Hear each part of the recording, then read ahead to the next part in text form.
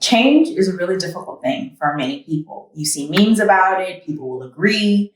The social media army will talk about how you need to adapt and adjust to change. But then when it's presented in your life, it's a very different conversation. We definitely have had our bouts of change over the last 7 years. Yeah, I mean, and you have to understand too that growing up, change was harder than ever. I mean, because I want to say we weren't taught to change, but it wasn't not accepted in a certain light that makes it comfortable, that makes it okay. Right. Because you grow up trying to find stability. Sure. Right. And that's what we are not only taught, but that's what we're like instilled as far as that is the goal. Mm-hmm. It's the life goal is to get stability. Right. To, get your job, have kids and blah, blah, blah. And even that's evolving, but still just finding a job and getting a steady paycheck and having a career. And anytime you do things that are drastic, that shakes that, for some reason, it makes everybody else uncomfortable. No, ma'am. No, ma'am. I mean, it does. I think we were in a unique situation. We got married early. We bought our house early. Yeah. We had our careers making 6 figures early. Mm-hmm. We did all that before 30. So we had the house, we had the kids, we had the marriage. You did all that before 25. Well, I had Jordan at 25. You weren't 25. So. What happened? So with that in mind, I mean, we had already accomplished all the core things that's like on the checklist for our parents. But we weren't living life. You were working 12-hour shifts. I only saw you on the weekends. Yeah. I was starting to travel a lot because of my job. And we weren't seeing the kids. I mean, Jordan was spending a good part of the week with my mom. With your mom, yeah. And that was tough. It was brand new baby. We weren't spending any time with her. It's like, this makes no sense. Yeah. And it took being pregnant with Aria and going through that mock stroke when I was 5 months pregnant with her for us to look at life and be like, something ain't right. Yeah. Hold up. Wait a minute. Something ain't right. I think it was, everything was piled on and it kind of did this overflow. The pregnancy issues, bankruptcy, Hurricane Harvey, all those things stacked up. Definitely. And I think at a certain point, for you more so than for me, I was still fighting. You were. And I, we got to the point where I got us back in the game. You did. We was good. We was about to rebuild all this. And it was going down. I was like, baby, I got you. We straight. We're gonna move closer to the school. We're gonna get a new car. Like I got it. And then I was not having it. You hit me that one fateful day. In October 2017. That started this whole journey. And that was the first of many changes. We support each other in everything. We do. And that doesn't mean that we're not going to question certain things because I'll purposefully, come to you or you'll come to me and say, this is my idea, poke holes in it. Mm-hmm. And it's funny, I didn't realize that a lot of people don't even like that. Nope. Like, they tell you an idea, they're like, I just want you to agree with it. It's like, no. Yeah. I want this to work, but let's figure out the flaws in this idea or this plan so we can figure out how to patch them. Right. So that it will work. Absolutely. But with this plan she had here, there was no poking holes in it. It was, bruh. We gotta go. You get on this train, I'm gonna make you get on this train. I mean, she didn't really say that, but had I said no, I think we would have stayed in Houston, but one thing I never want for my wife or my kids is for me to be in their way. In the way, in a sense to where I stop you from doing something or my own feelings keeps you from doing something that you want to do. And then, at the end of the day, you might, spite me for that. Or you might, there's some resentment there. Yeah. I never wanted that. And so I knew when I be on the phone with you crying and I'm in the hotel and I'm just like, oh my God. And then feeling helpless on top of all of that because I'm in Atlanta. I mean, and you were working hard. You really were working hard to rebuild everything, and you had got basically kind of started a whole new career. Yeah. Where coming out of working in the warehouse with UPS and Kroger to being able to be an insurance adjuster, and it was a very lucrative lifestyle. Yeah. What a money reside, what a money reside, what a money reside, what a money reside. And it would have kept us, either in Texas or maybe somewhere else. I had just reached that level of I'm sick and tired of being sick and tired, and not just enough to say it, but enough to actually do something ridiculously drastic about it. Right. And there's different levels to that. There's a lot of people even now in the States that are sick and tired of being sick and tired, but not enough to be like, okay, you know what? I'm ready to blow up my life. And that's most people, right? It's, to be completely honest, it's not my job to convince you Right. that you're sick and tired of Being sick and tired. your situation. Yeah. If I'm speaking to the camera on this one. We get a lot of questions about everything that we're doing for a long time. And in the beginning, we were very green in the situation too. So we're like, we want to make sure we connect with everybody. We try to answer every single question, comment to everybody, that left comments or whatever, or sent us messages, DMs. And after a while, you kind of, you start to see certain patterns. You want to have in-depth conversations that, span out for, weeks. Yeah. And then you got detailed questions every single time. And I have, we got other stuff to do. Yeah. And then it gets to a point where we are having to convince you. Right. To why our lifestyle is good enough. It's good enough for you. Do you, boo-boo? Right. And it might not be. Right. So it's like, look, this is what we did. This is what we're doing. Mm-hmm. And if you want to do it too, Right. it's possible. Yeah. If not, then that's perfectly fine. That's for you to decide and for you to Yeah, to make the choice about. And it's also not on us to validate why we're leaving, to justify that. Yeah. A big thing with change is that you make other people uncomfortable that are not yet ready to change. Yes. And when we decided to make a choice, there were some people that felt like, oh, you're running away from the United States. Right. And I'm like, to me, that was crazy, right? Because we've done various interviews and I've always said this, you cannot heal in the same place that is causing you trauma. It's impossible. There's just no way that can happen. And so, the fight beyond the corporate stuff and the financial stuff and just things in the United States, I was tired of having to live in the second citizen shadow kind of thing because we were Black. And it was exhausting. It's like no human being should have to always constantly be looking over their shoulder. We pay taxes. I expect to be treated just like every other person, lawfully. I expect police officers to do their job. I expect, that when we have an encounter with another human being, that you treat me as a human being and not as an other. And that is not the reality in the United States, unfortunately, for many people of color. And that was also another big reason for us leaving, because we shouldn't have to subscribe to that. I shouldn't have to prepare my children for an alternative lifestyle because they're Black. I'm not cool with that. So we took our chances, and of all the places in the world, we chose Thailand, a place none of us had ever been to. We knew no one there. It was just like, we're going to do this. We're going to do this. That was like phase one of changes for us, because I told Tim this about maybe a year or two ago, but I don't think our marriage really kicked in until we left. Yeah, absolutely. There was a healing process that began once we did. I mean, even right before we was in California, mm-hmm. but there's the shedding, mm-hmm. because that you started to free yourself of some of the craziness that we have to deal with on a daily basis. So especially being in Thailand and being able to get out of the everyday chaos of what's going on in the States, mm-hmm. that alone was healing. Freed up a lot of time energy and mental capacity, Mm-hmm. because then you're able to sit and face ugly truths.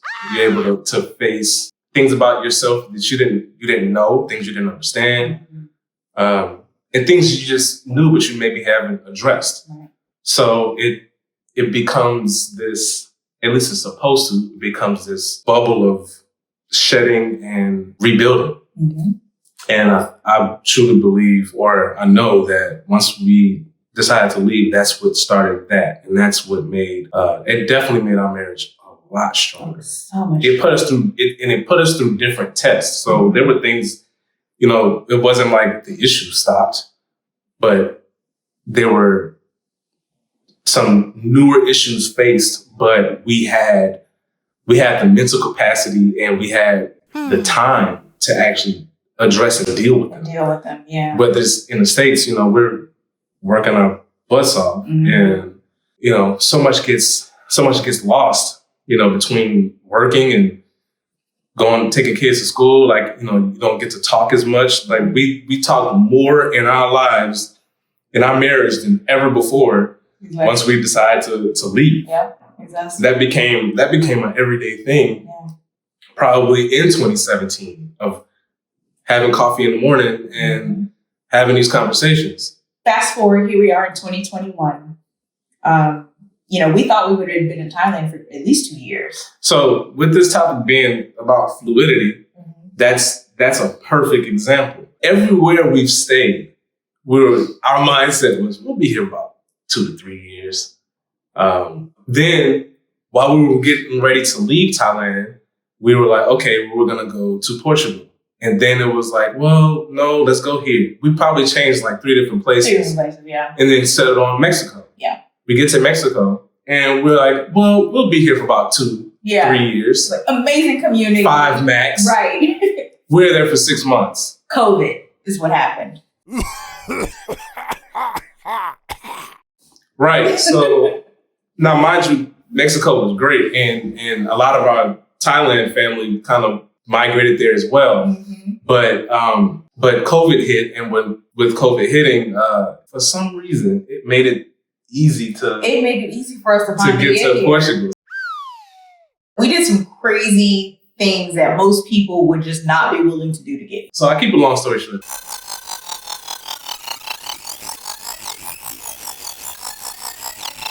We're in New Orleans at the time, and we're getting all the paperwork together. I booked the flights to come to Portugal. So we had leave New Orleans, and we had like a layover in Morocco. Well, we get to like the final week before we're leaving, and I just checked my email, and our flights has been canceled. So I'm like, what the hell? No notification. No, they didn't call or anything. They just sent they sent the email. And mind you, it wasn't like the email was sent 2-3 weeks ago. The email was sent yesterday, at the time it was yesterday. Yeah, the day before. So they sent me an email a week and 1 day before the flight leaves and said, oh, your flight is canceled. So I was on the phone with them trying to get this situated for what? I was on the phone for like 5 hours. 4 hours. Yeah. And so I finally got us a flight situation. But the problem is the borders were closing. So I got us a flight from New Orleans to Atlanta. Mind you, we didn't get the money back from the original flight yet. So that was going to take probably about 2 months. Right. So it was a whole nother set of money that needed to be spent. So a flight from New Orleans to Atlanta. And from Atlanta to Amsterdam, Amsterdam to Ireland. Because we wanted to get to the EU before they closed so America. I had us stay in Ireland for 2 weeks so that when we get to Portugal, they'll say, oh, okay, well, you guys been here for a while, you quarantine and you're in the Schengen zone, or near it, so you'll be fine. Well, we do that, get to Ireland, and the lady in immigration says, well, the borders for Portugal closed tomorrow, in 2 days. 2 days, yeah. So you might want to change your flight. So now we get to the hotel and I have to tell them we're not staying 2 weeks anymore. Now we got to stay 2 days. Right. So I don't even unpack our bags. I put our bags, I'm already on the phone looking for flights. So we're in Ireland for 2 days. The sun doesn't set until 11 p.m. Right? That was exhausting. It was exhausting. So we're in there for 2 days. I find us flights. Yep. So we ended up leaving Ireland, going to France, to Paris. So we get to Paris and we're like so nervous because we're like hoping that we get in. Because if not, I have to basically buy a flight back home or back to somewhere. I have no idea. So like all these flights are just, they're very cringy. So we get to Paris and we're okay.